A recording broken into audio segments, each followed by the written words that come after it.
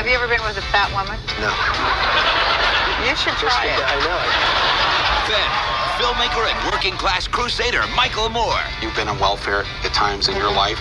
I've been on unemployment 3 different times in my life. And But you know what? Neither one of us was ever $1 billion in the hole. On the next Roseanne Show from New York.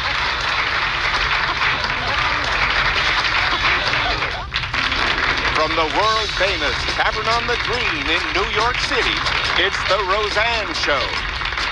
Today, billionaire Donald Trump shares his personal side. Also, filmmaker Michael Moore. And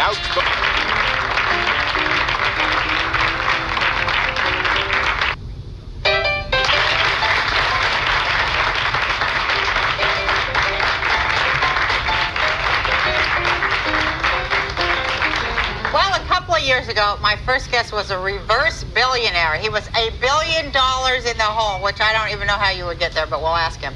Now, but he's climbed all the way back to the top, and we're up here with him in this exclusive restaurant, Tavern on the Green. So please welcome Donald Trump.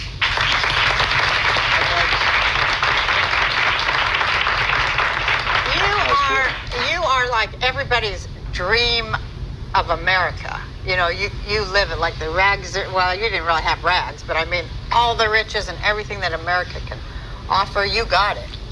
well, I've had a good time. I've enjoyed myself. I've enjoyed my life. I do things that I really, it's creative. I build these big, beautiful buildings or buy buildings that are already built and fix them. And like the General Motors building I bought last week. Oh, you did? Yeah. And it's How much did that cost you? Can we ask? Can we be nosy? So sick what I paid. Just say between, like... I paid $800 million. $800 million for one building? One building. Wow. I'll tell you if it works in about 2 years from now. What do you do with it after you buy it? Fix it, make it beautiful. It's the best location in the city, as you know. We're on 59th and 5th, and fronting also on Madison Avenue. And it's a very big building, obviously. Otherwise, I really paid too much. And it's going to be, it's the best. It's the best piece of real estate. So I'll fix it, make it beautiful, and make it even more successful, and do nicely with it, despite, obviously, a pretty good price.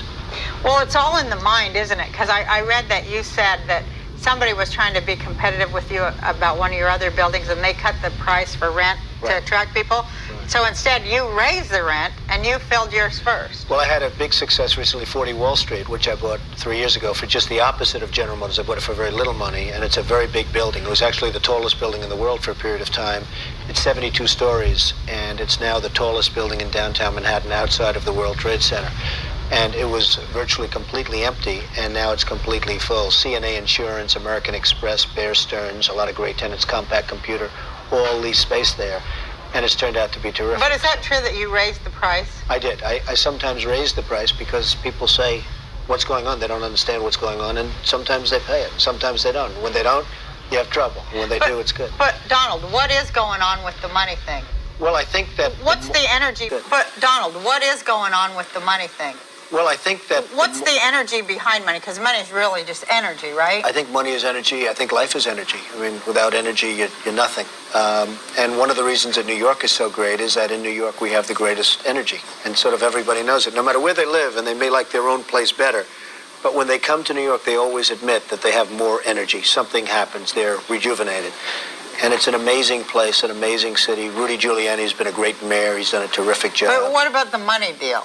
You're not answering my question. Well, what is money to you?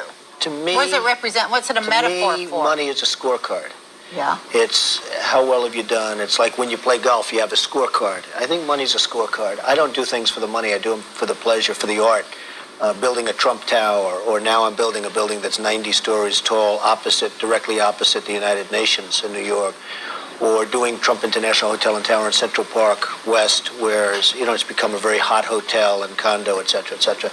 I do it for the aesthetic. I do it as my canvas, and then I generally make a lot of money on it. And so you're saying that happens. The buildings that's your art form, that's your form of expression, and I love it. And you don't do anything for the money. I don't really do it for the money, and I make money. Okay, because this is what I happen to know too, and we'd like to say that to people out there. When you do stuff for money, you never get any money, do you? A lot of times when you do it for the money, you don't make money. Right. I do it because I enjoy doing it. I love the artistic sense of it. I have a friend, he's a very wealthy guy. He puts cable in the ground. And when he comes up to Trump Tower, he looks and he says, you know, I make a lot of money, Donald, but there's something so artistic. Nobody sees what I do. I put cable in the ground, and I get a penny a foot, but that's a lot of money over a course of a year and a lifetime. He said, but what you do is so artistic. Everybody sees it. Nobody sees what I do. And I sort of thought to myself, that's interesting. But I love what I do. Now, I do other deals other than buildings. The thing I like best is building or creating something that is really monumental in the form of a building. But we all just know you as the money guy. Well, people think Because of we me for want to know, money. how are you getting all this money? How are you attracting this money to you? Well, I mean, want more money. money. How am I going to get more money? Money Tell me. just seems to come. I mean, money comes. Money does come. Money seems to come to me because I do a good job. I'm a professional. I know what I'm doing, and I have a sense of what to build. I know when to build, what it should look like, what levels of quality, and people buy and rent my product more so than they buy and rent other people's products. So you're really saying that you don't do anything for the money, you do it for the aesthetic and the art. I do it for the enjoyment, I do it for the art, I do it for the aesthetic, and you know, a lot of good things come out of that. It's sort of, if you enjoy something, you'll be successful. I enjoy what I do. I think that's true. I really do. I enjoy what I do. That's the key, isn't it?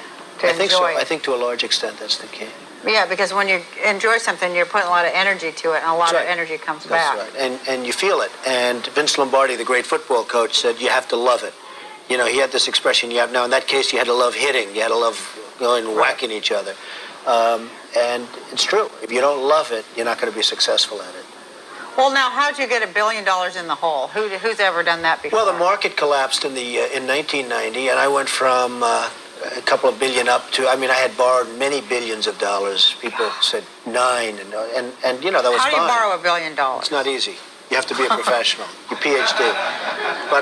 But my assets were much more valuable than that. And then all of a sudden the asset value went down because we had a depression, literally in 1990 to 93 or so. Right. It was certainly a real estate depression. And I had the same debt. All of a sudden the asset values went down. And I went back to work, and I really worked well, and I worked hard, and I focused. I mean, you know, I did take, when you talk about energy, I was so successful for so long, for 15 and 18 years, that I thought it was almost natural. And I took a little bit of a time off. I didn't focus the way I did at one point. And all of a sudden I said, hey, I better get back to work very quickly, or I'm not going to have all of this stuff, and I'm not going to be on your program, and lots of other things, lots of other good things. You had a huge wake-up call in those years. I had a wake-up call. It's a great, I never heard the expression, I had a wake-up call. And I had to either get back to work, or I wasn't going to be living at the top of Trump Tower very long. And I did get back to work, and now my company is much bigger and much stronger than it was in the 1980s. I mean, it's not even close. And how do they assign worth? I mean, who's the one that's in charge of assigning worth to stuff? Because I know you bought a yacht for $29 million. Right. You did a little bit of work on it. Now it's worth $100 million, which is inconceivable. But who's assigning that? Net worth? Who's assigning worth? No, just on the boat. I know you say, they say you're worth $1 billion, but you say you're worth $5 billion. But who's ever seen $1 billion to begin with, and how are they going to tell what the hell it looks like? Yeah, people say I'm worth different amounts of money, but you know, you can't really. It's very hard to figure what I'm worth because I have buildings, and what's a building worth? What's Trump Tower worth? What's General Motors building worth? What are all these buildings worth? Sometimes they're worth more than other times. But again, you have to like it. If you don't like it, they're worth nothing. Nothing's worth anything because you have to enjoy your life. First and foremost, you have to enjoy it. I often tell people and friends of mine, like I have one guy who's not a successful guy, and he did something with golf courses, and he loved it so much, but he couldn't make any real money. I said, you'll make more money if you do that with golf courses, which is what you love, than if you go in what in theory is a better business and a bigger business. He's doing much better now and loves his life building golf courses than he was doing before in really a much bigger business, but he's making more money and he's having a lot more fun. So you're telling us that we will get money coming to us when we do what we love and do it well. Well, you have to do what you love, and regardless, you have to do that, even beyond the money. I mean, you have to do, otherwise there's no reason to wake up in the morning. Okay, we're going to commercial, and then we're going to come back and get off the money thing and go to you and women. Oh, wow.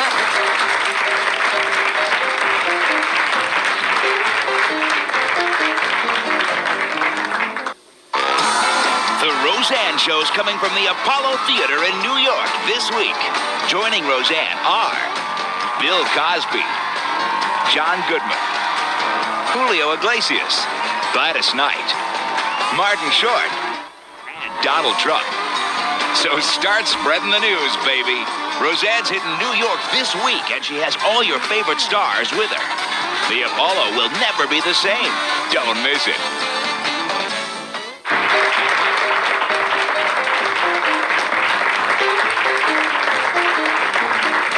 Well, here we are back at Tavern on the Green with Donald Trump, our guest. Now, Donald, before I asked you about women and, your mother, of course, that's where I think everyone gets their ideas of mothers, or of women. Right, to a certain extent. Yeah. Do you have any fun? I love life. I mean, I love it because I like what I do, and I love it. I like during the day and during the evening. Work hard and play hard, and I think that's probably... So you have fun that doesn't have to do with work? Because I find that hard. No, I have fun that really doesn't have to do with work, but I think everything is basically work-oriented, but I do have fun that doesn't necessarily have to do with work. But you don't travel a lot, or do you? You just... I just got back from Hong Kong, which was a 20-hour trip, which is murder. And that was business. I travel, but I really like my life after my office hours also. I mean, I'm sort of around New York, and I like it. Well, New York are is a you great seeing place. anyone? Can I be nosy? Not particularly. I mean, I'm seeing a lot of people. I'm seeing a lot of people. Women-wise? Women-wise, yeah. I'm into women more than men. I mean, I'm all for guys that like men, but it's just not my thing. Right. You really like I never women. really understood that. What? Guys that like guys? Well, I think it's that's not terrific you. if they're really into it, but, and if I were into it, I'd be into it, but I like women. That's my definite preference. Now, which one do you like most, women or money? Honestly. Now, that could be a tough question. Is that tough? That's a tough question. I really like, I really admire and respect women, I have to tell you. I joke and we're cavalier, but I think women are incredible. They're smarter than men. Thank you. They're tougher than men. Thank you. And certain women can lead certain men right down anything they want. It's the power of a certain thing that's just unbelievable. and does that go for you? Can you be led anywhere? Oh, yes, I can be led. And would you ever go for a fat, middle-aged woman that said Jew? It's always possible. No, you're more into the young, blonde, thin model thing, aren't you? I tend to be, but, you never know what happens. I mean, life changes. Yeah. Life can change. Have you ever been with a fat woman? No. But it could happen. It could happen. You should try it. I know. It's good. I can imagine it's very good. No, I think you'd be pleasantly surprised. I think I'd be very pleasantly surprised. I have a feeling. So you're not seeing anyone, you're seeing a lot of people. Really a lot of people at this point. Now, why is it, you're not getting married again, I hope. Did you learn your lesson, or are you going to do it again? You tell me, should I? No, don't get married again. Except for you always had prenuptial agreements. I did. Excellent. I learned from you. I did. You need a prenup. Well, you did. I mean, you had to learn something from me because you've gone through the ringer. There's no question about it. This is my third and final marriage. Well, that's good. And I think that's terrific. And it sounds like you're getting along very well. We're getting along, yeah. Fight every once in a while. Yeah, well, I but go these are money crazy. details. Oh, my God, no, we have to talk about this. Go ahead. The can't shake hand thing. Ah, good. Because, okay, I have this thing, just started a week ago, the hands and the germs, and I know you have it too, right? I think it's a terrible, terrible custom in this country. And oftentimes I'll be sitting at a table having a roll, and some guy comes up, and he's a nice guy. He says, "Oh, Mr. Trump, I really like you. I really respect you. Could I just shake your hand?" And, you're eating a roll. And he just came out of the men's room, and you're saying, why do I have to be doing this? The only good thing is you tend to lose weight. You don't eat as much because you put the roll down, and that's the end of the roll for the night. And frankly, it's the end of the whole evening as far as I'm concerned. Really? Do you have to run in and wash your hands in the bathroom? Well, I prefer to. Is it like a germ thing? It's a germ. I'm a germ freak. There's no question. In your house, I am, even in my I wash my hands as many times as possible. I'm very clean. I like to take showers. I'm into staying nice and clean.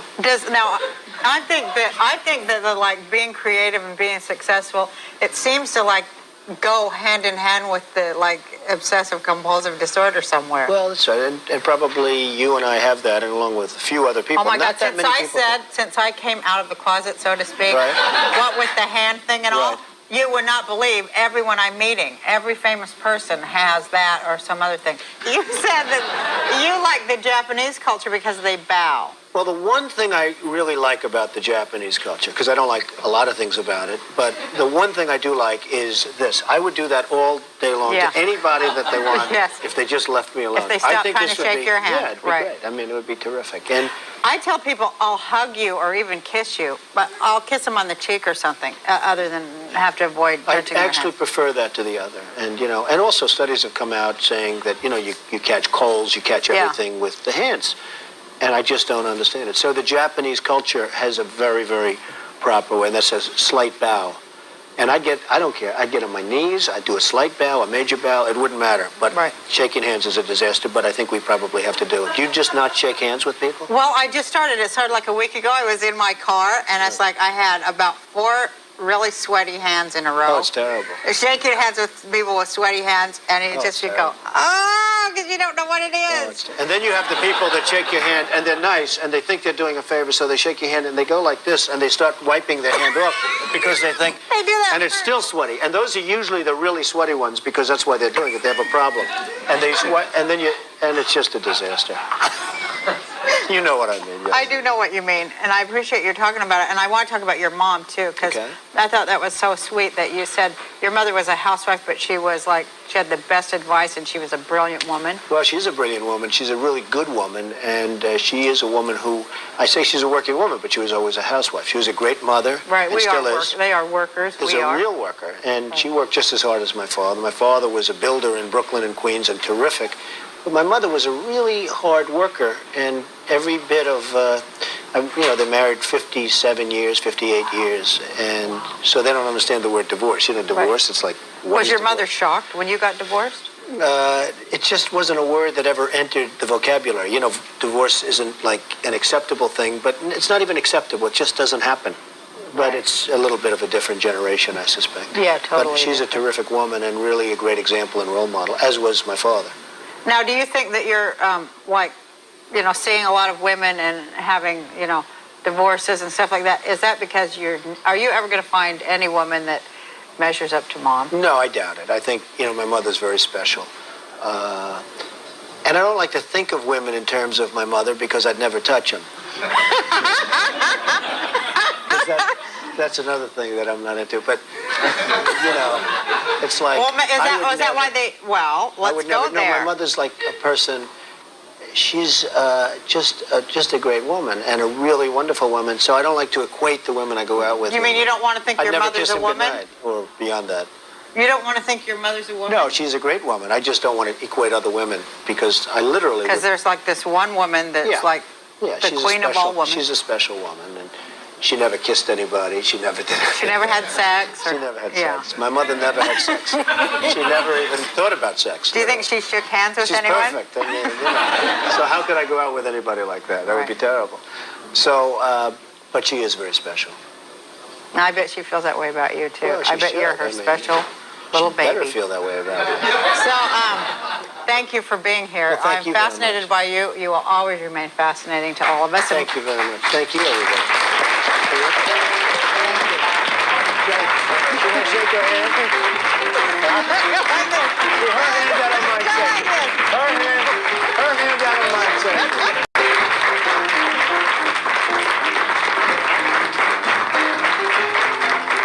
My next guest is kind of the philosophical polar opposite of Donald Trump, I think, but maybe not. We'll find out. He is a visible crusader for working class people, working class rights. His first film was the classic documentary Roger and Me, which was so great. And ever since, he has fought a never-ending battle, as has Donald Trump, for truth, justice, and the American way. Please welcome my blue-collar panelist, Michael Moore.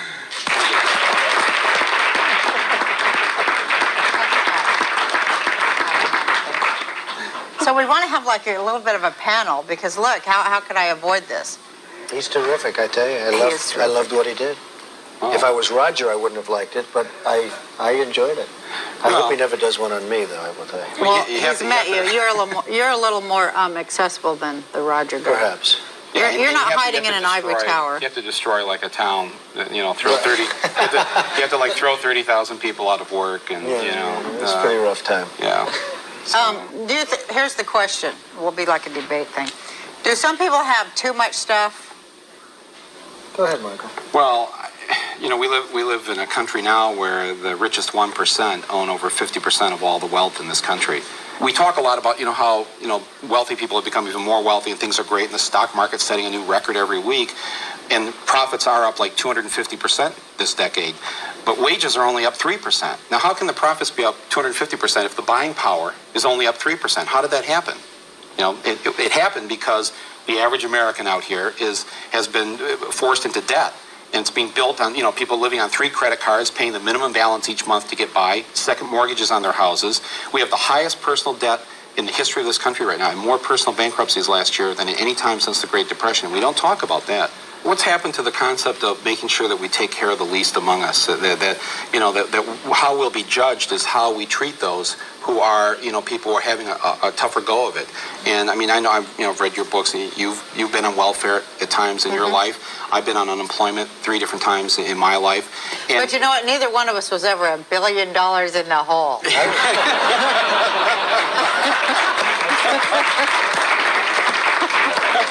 I know what it is to be very poor. That'd be like the poorest guy on earth. I was down, almost about 900 million in a negative sense. Oh, my you go God. up 4 or 5, you go down 900 million. So I've been all over. So I was much poorer than you. So I can honestly say, thank you very much. I never thought of that. But I can honestly say I was much poorer than both of them. And what unemployment line were you standing in? I was doing okay. My lifestyle didn't suffer that much. I will say that. Yeah. I'm very embarrassed. Well, how are we going to fix things? Let me ask you that. How are we going to fix, address a little bit about what he talked about, the least among us? I think it all starts with education. You have to do the best to get everybody educated so they can sort of fend for themselves a little bit better. I think education is maybe a key word and a very important word. It sounds simple, and it's not. It's a much more complex problem than that, as we know. Yeah, but education is a very big step in the right direction. Donald, why is it then that Republicans and conservatives then keep wanting to cut education? They keep cutting the education budgets. Yeah. And you talk to anybody who's sending their kids to public schools, the classrooms are bigger, the roofs are leaking. The schools are really falling apart. And why at a time of incredible wealth, when we have so much right now, why wouldn't we put this money into that? We have the first budget surplus in, 3 decades? Why aren't we putting the money into that sort of thing? Well, maybe it's because it is a house of cards. Maybe it really isn't a surplus. What do you think? I don't think it's a house of cards. I think we have a very solid country. I think we have a great country in a lot of ways. But there are weaknesses to everything else, and I happen to agree. I think that a lot more money should be put into education and other things, but a lot more money should be put into education.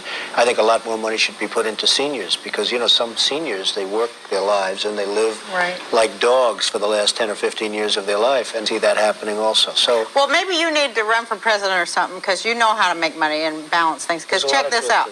Check this out. No, I mean it because check this out. All these billions that they're spending on prisons, well, if you put it in the beginning of people's lives and it went to education, wouldn't that save us something on the back end? Well, I'm not sure. I think money should be spent on prisons. I'm a big law and order guy. I think murders and stuff, they should be locked up. But education, doesn't it deter crime? No, I think it would. I think it would have an effect. But I think education is terrific. You got to put a lot of money, but you also have to put a lot of money into the law enforcement and prison. But what they're doing now is they're building these private prisons, and these private companies are having prisoners do work for these companies. In my film this year that I had out, I showed how TWA, if you call at certain times of the day, their 800 number, you get a prisoner in the California Youth Authority prison in Ventura County, California, answering the 800 number. You're kidding me. No, and why is it that TWA and other companies have used prisoners, Eddie Bauer and Microsoft, doing prison labor? I thought this only happened in China, where they use prisoners to do actual work not for the state, like making license plates or cleaning the roads or something that benefits society, where they're repaying their debt. What's their debt to TWA? I don't understand. Well, maybe they're learning a trade, though. Maybe they're learning a job. Right, and so that's a good reason. But what TWA and what these other companies are doing, they're laying people off out here, people who didn't commit crimes, and giving the jobs that people are making 50 cents or $1.50 an hour. What is the morality of that? I think that what they're not trying to do it for any high-end reason or high-minded reason. They're doing it because they want to save a buck, make a bigger profit, and I just suggest, well, why don't we just get rid of, why don't we just lay more people off? Some of them will turn to crime, then we can and hire then they them can get their at old half job their back. Yeah, So it's like,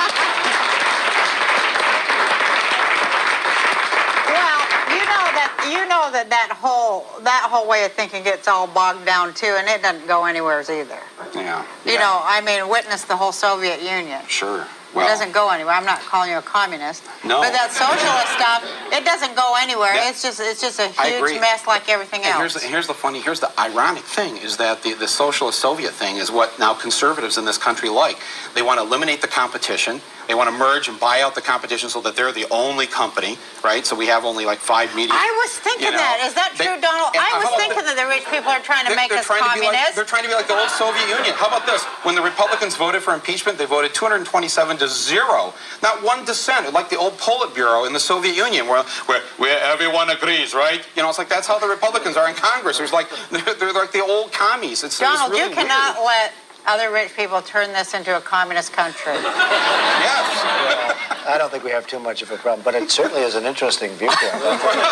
This is one I have not heard before. I hadn't heard it either, but I like The Democrats it. and the Republicans are like the same party now. We have a one-party system. There's Well, no me and difference you are between going to talk about that Tweedledum. because we have to let Donald go because he flew in from Hong Kong and he's tired. Oh, wow. And I just want to say how happy I was to see you and how nice it was It's to been have great you to on be my here show. with both of you. Thank you very Thank much. you, Donald. Thank you, Sam. Absolutely. You're shaking hands.